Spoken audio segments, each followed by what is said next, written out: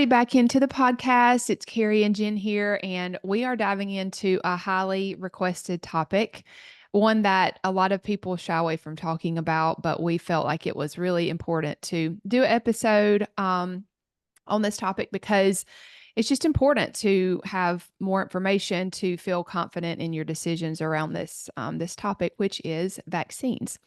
And I know that I've been asked many, many, many times, as well, I'm sure as Jenn has, about my opinion and just where can people get more information, make informed decisions about this, et cetera. So we thought putting together some information for this podcast and, just getting the word out there to start the conversation was important. So, Jenn, do you want to just kind of jump in with maybe Yeah. some of your thoughts and some information? Yeah. So I just want to say a quick note that this podcast or episode really isn't to sway you one way or another, right? This is just to present some facts, to inform, to give you just some informed decision making, right? And discernment, because it's hard. You want to do the right thing for your child. And that could be different for everybody. So I just want people to keep that in mind. Yeah. um, and really talk about like the difference between anti-vaccine and pro-informed consent, right? So that Mhm. is knowing what all the risks and benefits are of something before making a decision. So I know personally, my kids are not vaccinated, and there is an emotional side to that. 20 years ago, I didn't really talk about it much. It wasn't understood.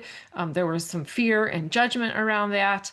But I did my research before I decided not to vaccinate. I read probably 6 or 7 books. I interviewed 2 pediatricians. I listened to probably 10 webinars before I decided not to do that. So I was well prepared. I had the information that I needed um, to make that decision.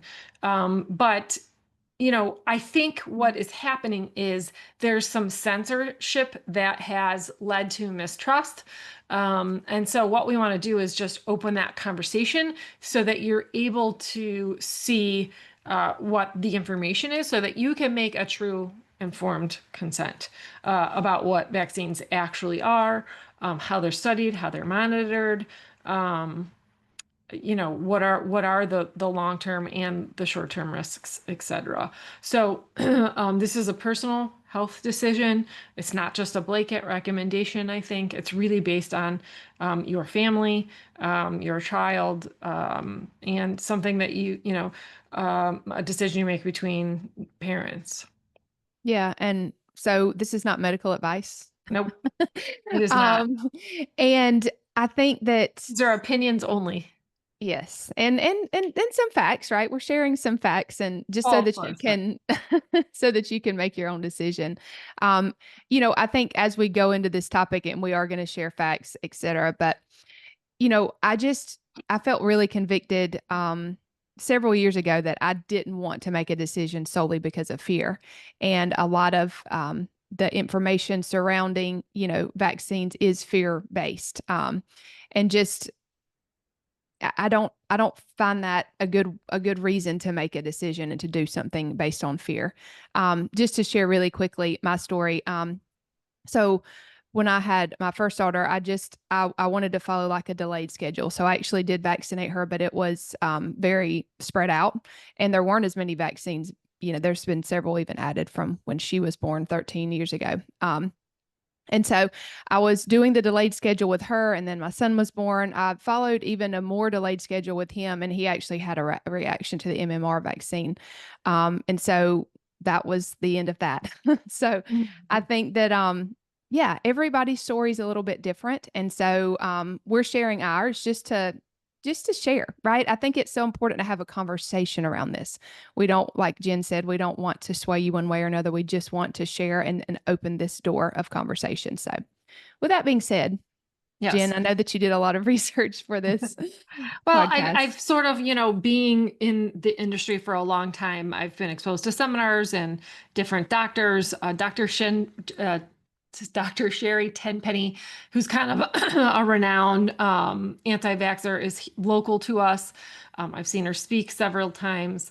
And so I just was lucky enough to have that opportunity to just look at all the information, right? So, first and foremost, we all know, and we've heard this recently, is that, excuse me, the autism rates are skyrocketing. So in 1970, the autism rate was 1 in 10,000. Mhm. Currently, it's 1 in 31. So, that Wow. increase is Yeah. astronomical. So there's two really good studies by some of the best epidemiologists out in California that show there was only a small fraction of a rise in the autism rates due to changing diagnostic criteria. So what does that mean? That just means like so they've changed the diagnostic criteria to maybe be more inclusive, right, to a couple things. So there's only been a really small fraction according to these epidemiologists. So we can't Mhm. contribute the rising rate to the change in the diagnostic criteria is basically what Yeah. that says. Okay. Um, a lot of these studies showed basically that there is a higher incidence, obviously. Um, a large study that was well conducted in 2006. And again, you have to be careful about studies. And I'm going to just give my 2 cents on studies. For Mhm. every one study that I can find that says one thing, I can find 10 studies that say the exact opposite. So you have to look at one, who's funding the study. Two, is there any financial connections to the scientists who are conducting the study? Who have they worked for in the past? Who do they currently work for? What boards do they sit on? That's all really important. Okay. And it's hard for people to find impartiality, especially scientists and doctors who are in mainstream because they are under a lot of scrutiny to lose their job. Yeah. So that's one of the main studies that is very circulated at the moment. That was a study done by the Henry Ford health system. It was an insurance plan in Michigan. They looked at 18,000 children, vaccinated versus unvaccinated. So before this time, when looking at studies, there was no true control in a vaccine versus unvaccinated child. So the quote unquote unvaccinated, they were still giving them adjuvants, right? So like the Mhm. aluminum mercury based Yeah. without the attenuated virus, bacteria, etc. So there was no true control, right?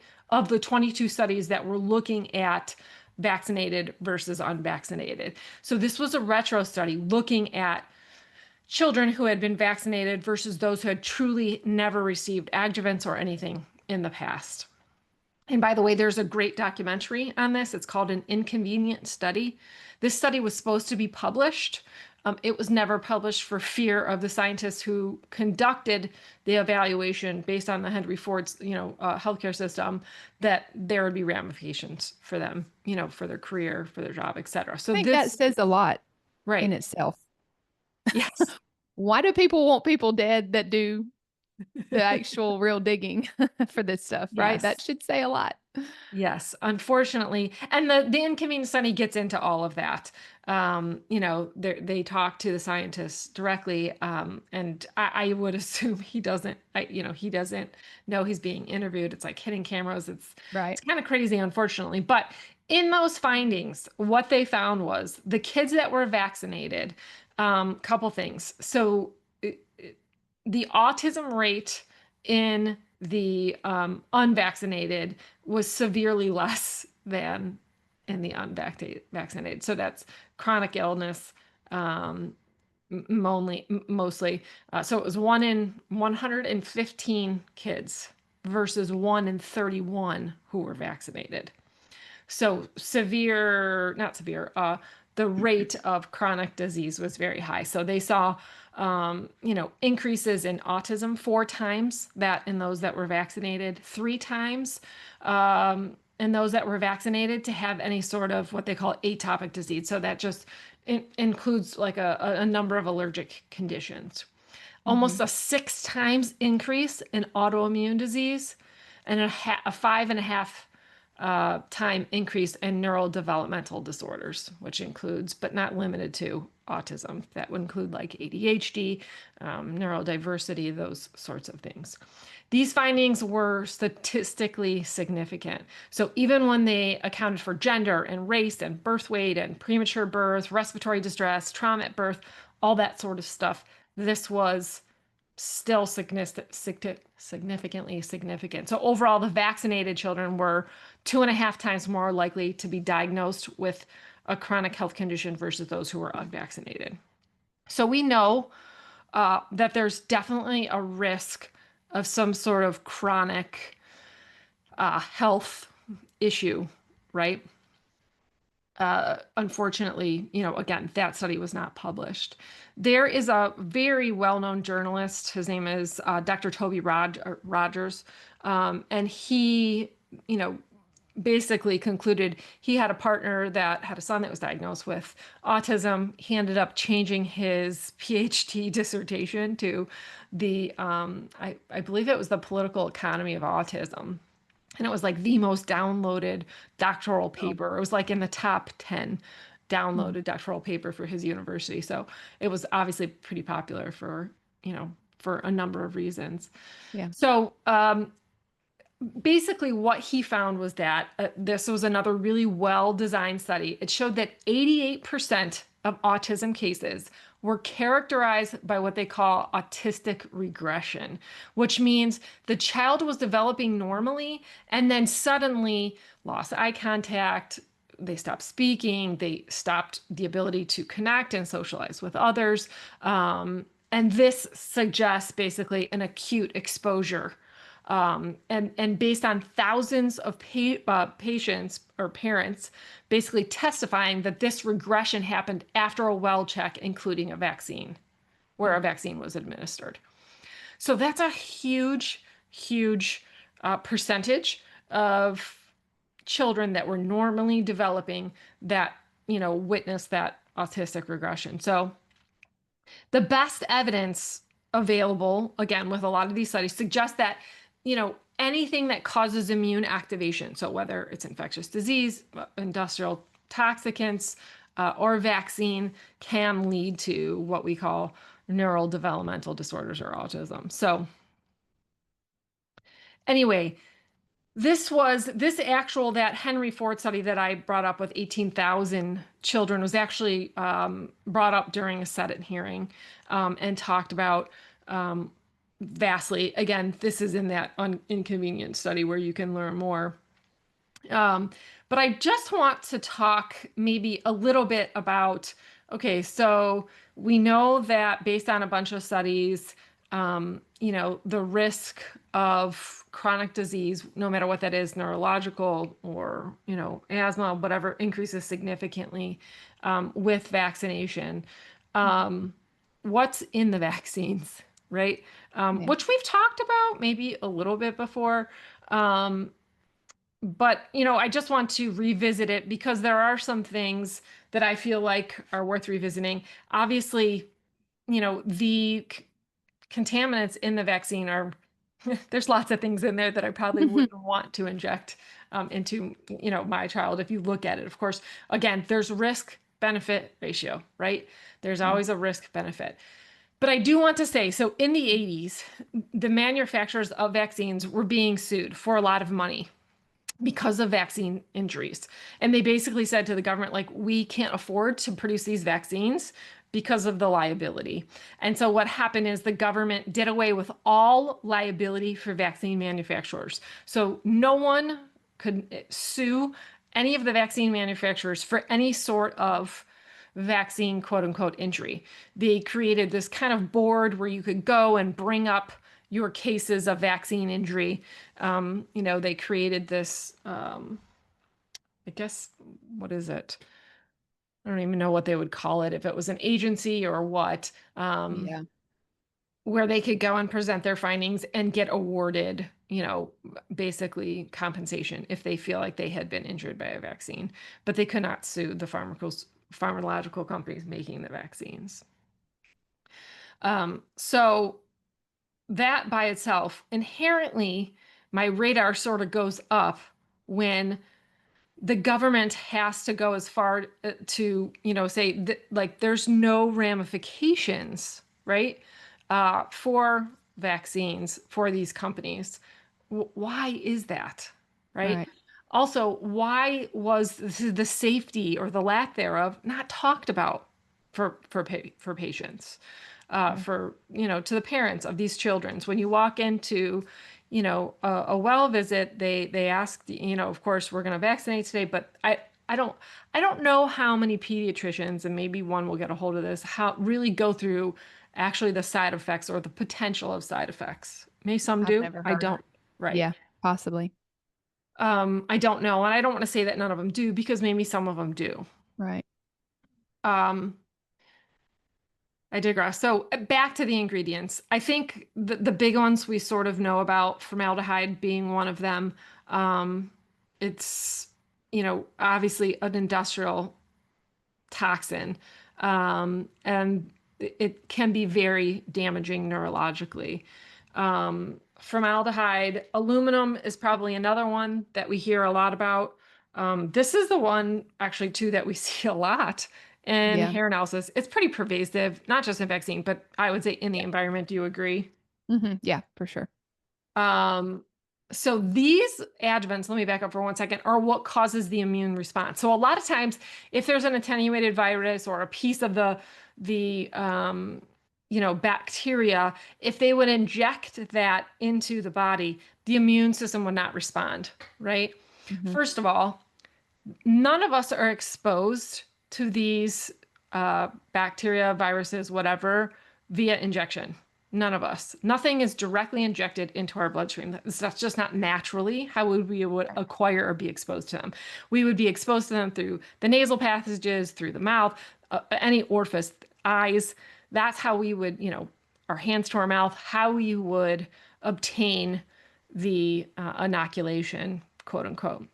I know a lot of parents, um, who chose not to vaccinate. I have a friend he's actually an orthopedic surgeon. He chose to vaccinate for polio, but he used an oral uh, uh, inoculation. So, Right. which is the normal route, right?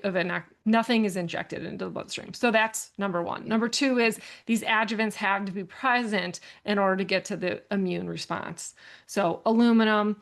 Now they're safe for the most part that the mercury, the thimerosal has been produced, or production has gotten it out.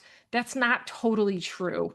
While they take it out of a lot of the vaccines, if you look at the parts per million of the ethyl mercury in a lot of these vaccines, it's higher than what the EPA deems as safe.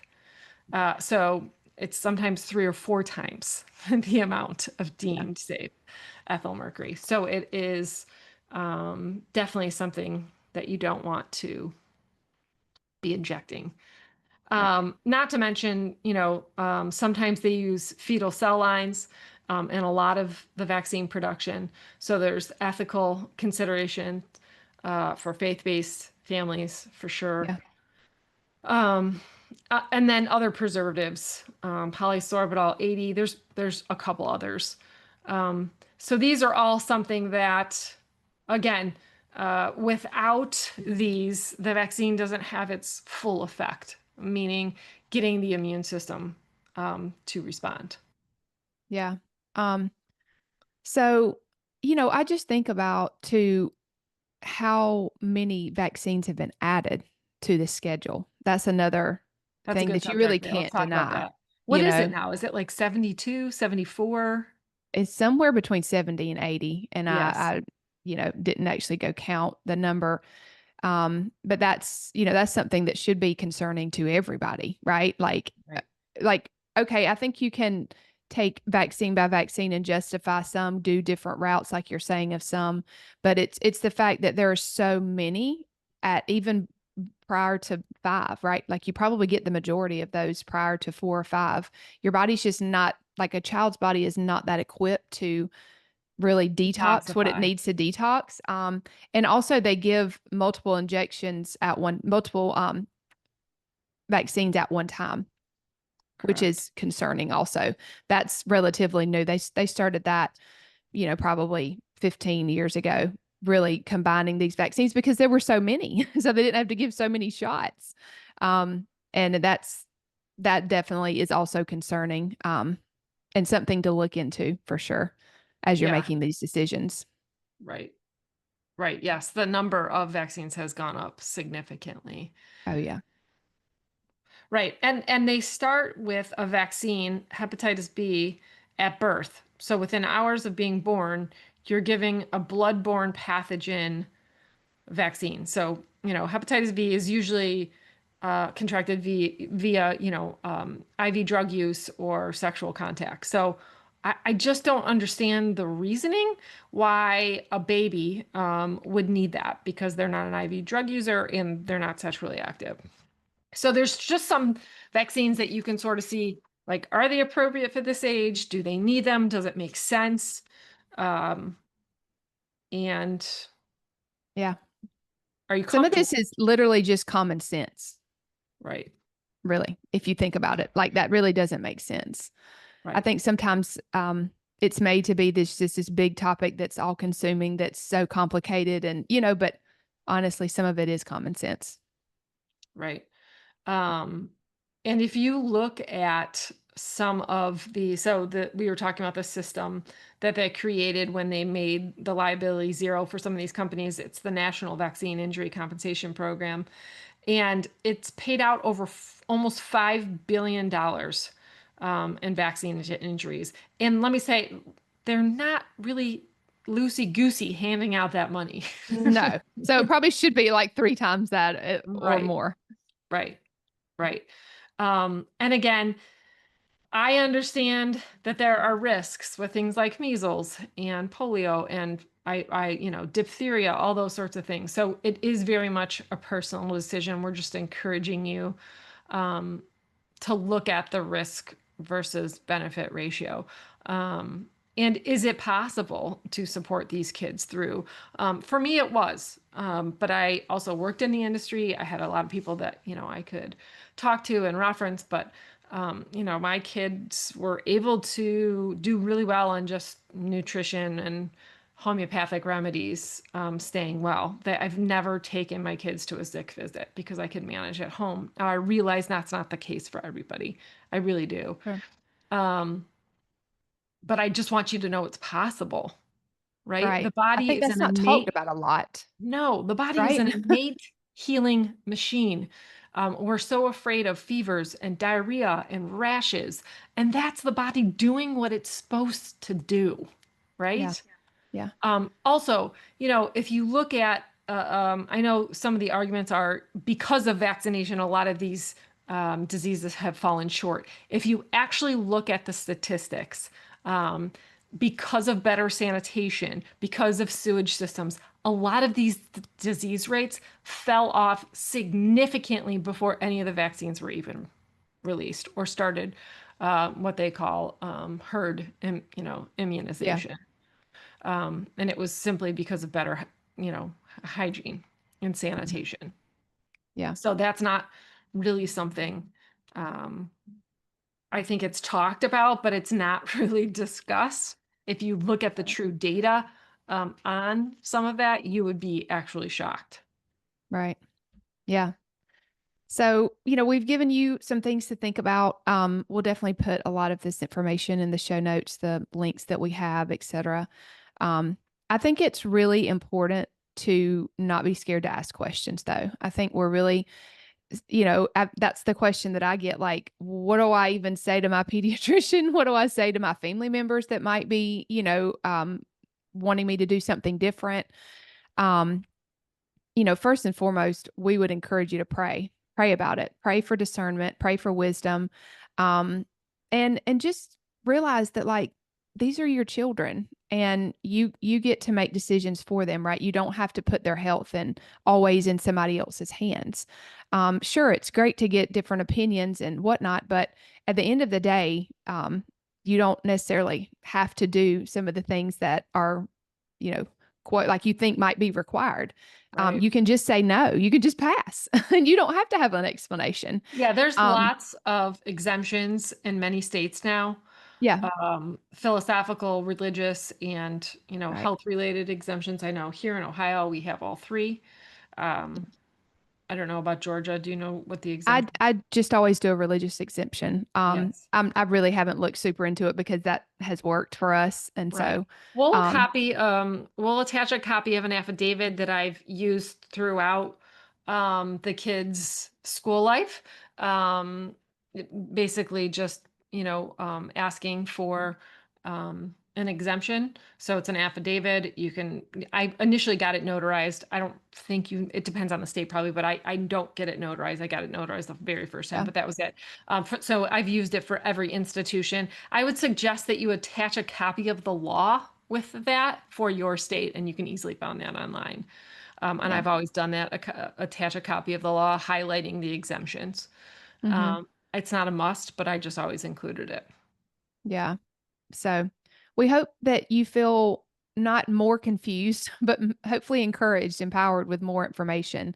And just, you know, again, pray, discern for yourself, ask more questions. You can ask us questions if you have questions. Where we wanted to open this conversation up because we welcome your questions if you have them. We want to try and point you to more information or however we can help. So reach out if this if you have questions after this or comments or whatnot.